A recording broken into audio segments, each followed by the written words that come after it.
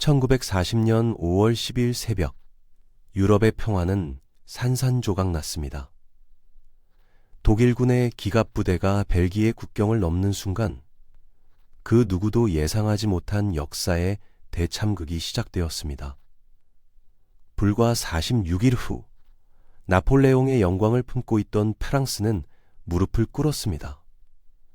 세계 최강의 육군을 자랑하던 나라가 난공불락의 마지노선을 구축했던 국가가 어떻게 한 달 반 만에 무너질 수 있었을까요? 이것은 단순한 패배의 기록이 아닙니다. 오만과 안일함이 어떻게 한 국가를 무너뜨리는지 보여주는 뼈아픈 교훈입니다.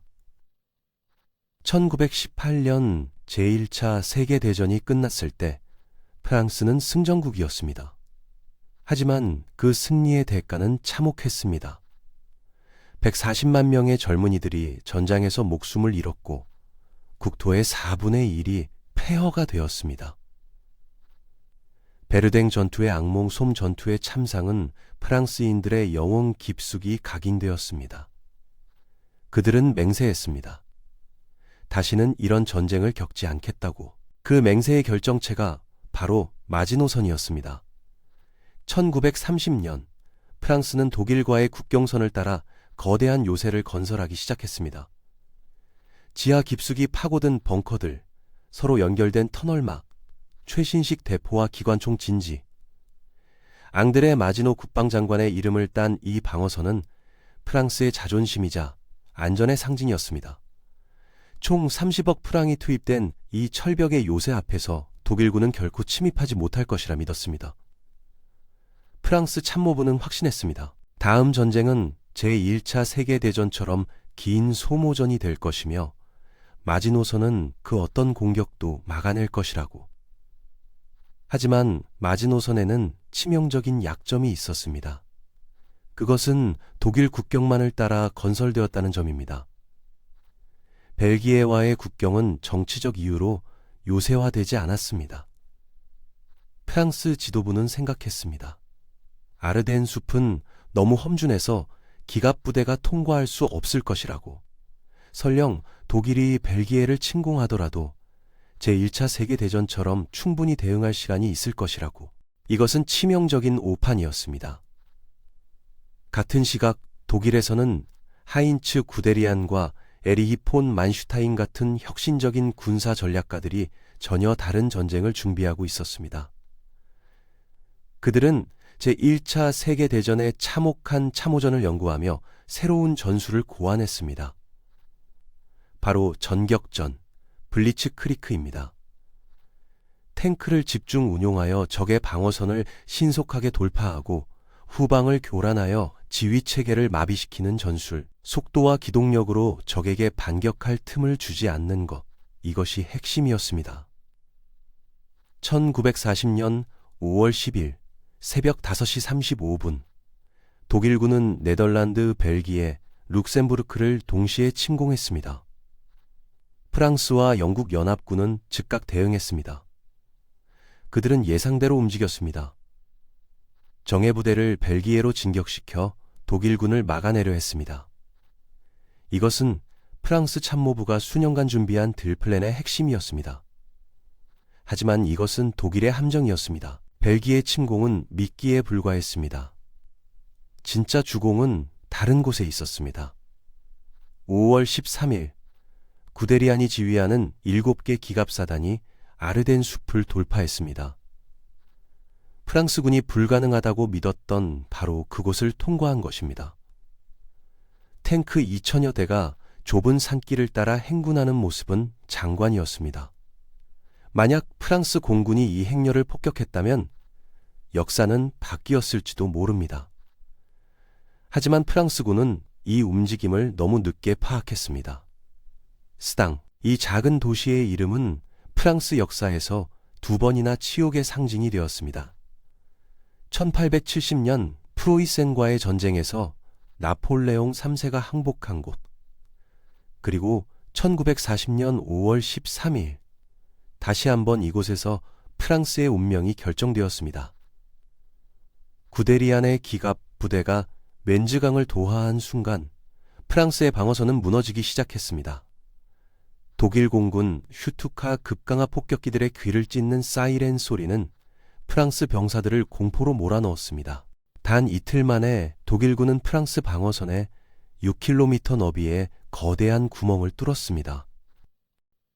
구데리아는 멈추지 않았습니다. 그는 측면의 위협도 무시하고 오직 서쪽을 향해 질주했습니다. 그의 목표는 명확했습니다. 영불 연합군을 바다로 몰아넣는 것. 프랑스 지휘부는 혼란에 빠졌습니다. 최고 사령관 모리스 가물랭 장군은 상황을 파악조차 못했습니다. 그는 전선과 소통할 무전기조차 제대로 갖추지 못한 고성에서 지휘했습니다. 제1차 세계대전의 영웅이었던 그는 새로운 전쟁을 이해하지 못했습니다. 5월 20일 독일군은 영불해협에 도달했습니다. 불과 10일 만에 프랑스를 두 동강 낸 것입니다. 벨기에로 진격했던 영국 원정군과 프랑스 정예부대 40만 명은 포위되었습니다. 역사상 가장 유명한 철수작전 덴케르크 대철수가 시작되었습니다.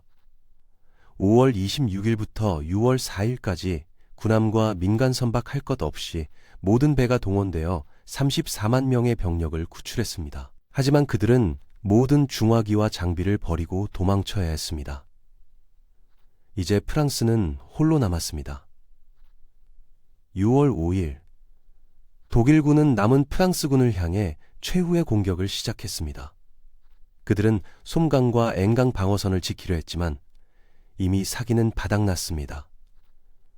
지휘체계는 무너졌고 병력은 흩어졌으며 무엇보다 승리에 대한 믿음이 사라졌습니다. 프랑스 군대는 무너지는 뗀의 물처럼 흩어졌습니다. 6월 10일, 프랑스 정부는 파리를 떠났습니다. 무방비 도시를 선언한 채 수도를 포기한 것입니다. 4년 전 베를린 올림픽을 취재했던 기자들은 충격을 감추지 못했습니다. 개선문과 에펠탑이 있는 빛의 도시가, 나폴레옹이 유럽을 호령했던 그 도시가 아무런 저항 없이 점령당하는 모습을. 6월 14일, 독일군이 파리로 입성했습니다. 하켄크로이츠 깃발이 에펠탑 꼭대기에 휘날렸습니다. 프랑스 내부에서는 격렬한 논쟁이 벌어졌습니다. 끝까지 싸워야 한다는 측과 항복해야 한다는 측이 대립했습니다. 폴 레노 총리는 북아프리카로 이동하여 계속 싸우자고 주장했습니다. 하지만 84세의 영웅 필리프 페탱 원수는 달랐습니다. 베르댕의 수호자였던 그는 더 이상의 유혈 사태를 막아야 한다고 믿었습니다. 6월 16일 페탱이 새 총리가 되었습니다. 그의 첫 번째 결정은 휴전 협상이었습니다. 6월 22일 역사의 아이러니가 펼쳐졌습니다. 히틀러는 항복 조인식 장소로 특별한 곳을 선택했습니다. 1918년 12월 11일 독일이 항복 문서에 서명했던 바로 그 객차, 콩피에뉴 숲의 그 객차였습니다. 히틀러는 22년 전의 치욕을 정확히 같은 장소에서 갚았습니다.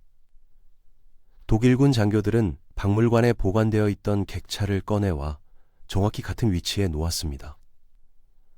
프랑스 대표단이 굴욕적인 조약에 서명하는 동안 히틀러는 승리의 미소를 지었습니다. 항복의 조건은 가혹했습니다. 프랑스는 북부와 서부 전체를 독일에 내주어야 했습니다. 나머지 남부는 비시 정부가 통치하되 사실상 독일의 괴뢰 정권이었습니다. 프랑스군은 해체되었고 전쟁포로 150만 명은 독일에 억류되었습니다. 하루 4억 프랑의 점령 비용을 부담해야 했습니다. 무엇보다 프랑스는 자존심을 잃었습니다. 하지만 모든 프랑스인이 항복을 받아들인 것은 아니었습니다. 6월 18일 런던에서 한 장군의 목소리가 BBC 라디오를 타고 프랑스 전역에 울려 퍼졌습니다. 프랑스는 전투에서 졌지만 전쟁에서 진 것은 아닙니다. 샤를 드골의 이 연설은 저항의 불씨가 되었습니다. 그는 자유 프랑스 운동을 시작했고 4년 후 파리 해방을 이끌게 됩니다.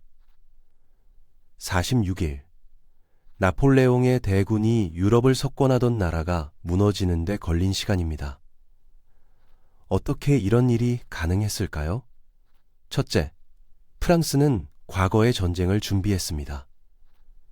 마지노선은 제1차 세계대전의 산물이었고 지휘관들은 참호전의 사고방식에 갇혀 있었습니다.